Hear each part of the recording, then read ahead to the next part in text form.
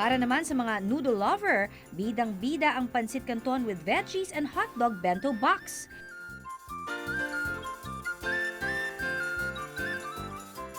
Ang mga sangkap, isang pack ng instant noodles, 3 piraso ng hotdog, 1/4 cup ng tinunaw na margarine, mixed vegetables, 1 piraso ng saging at 1 piraso na rin ng mandarin orange panghimagas.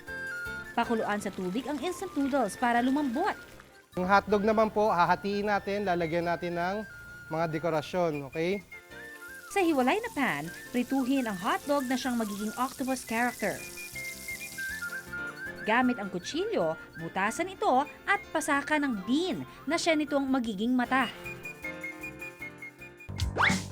Sunod na 1 kutsa ang mixed veggie sa margarine na siya namang magbibigay ng kulay at sustansya sa ating recipe. At saka ihalo ang na-drain ng noodles. Para maging complete meal, lagyan ng isa pang segment ng baunan ng mga prutas gaya ng saging at mandarin orange na rich in potassium at vitamin C.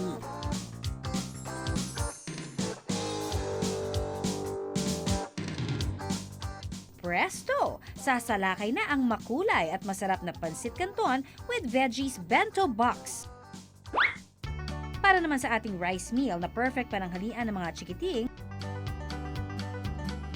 subukan nyo ang margarine rice with adobo floss bento box. Ang mga sangkap, 1 tasa ng kanin, 1/4 na bloke ng margarine, 2 piraso ng quail eggs o itlog ng pugo, pasas, 1 segment o pilas ng mandarin orange. Para sa ating ulam naman, adobo, dahon ng lettuce, 1 piraso ng ham, 1 piraso ng mansanas, melon bits, at rambutan bilang panghimagas. Isalin sa bowl ang kanin at haluan ng margarine para maging kulay dilaw. At saka patagin sa 1 segment o container sa ating bento box. Hiniwang quail egg o itlog ng pugo at pasas ang magiging mata ng ating rice character. Pahabang pasas naman ang ilong at orange segment naman ang magiging bibig. Para naman sa ating ulam, ang all-time favorite nating adobo na hinimay para makagawa ng adobo floss. Babalutin natin ito sa lettuce na rich in fiber din at saka ilagay sa 1 segment sa ating bento box. At para mas maging masarap ang ating recipe, magprito ng ham at kortehan ng pastar.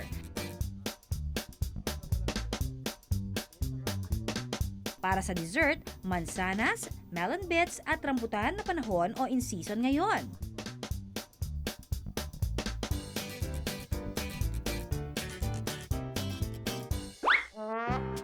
Pwede ring lawakan ang imahinasyon para makagawa pa ng katakam-takam na bento meals na may kamangha-manghang disenyo. Tulad ng pusa, snowman, witch o mangkukulam na pansit canton ang buhok, sisiw at puso para syempre sa ating mga kapuso. So first, tingnan natin kung ano yung mga gusto ng anak natin. For example, may paborito silang palabas sa TV na everyday talagang pinapanood nila. So pwede natin gawin yung isa-isa bawat character nito everyday.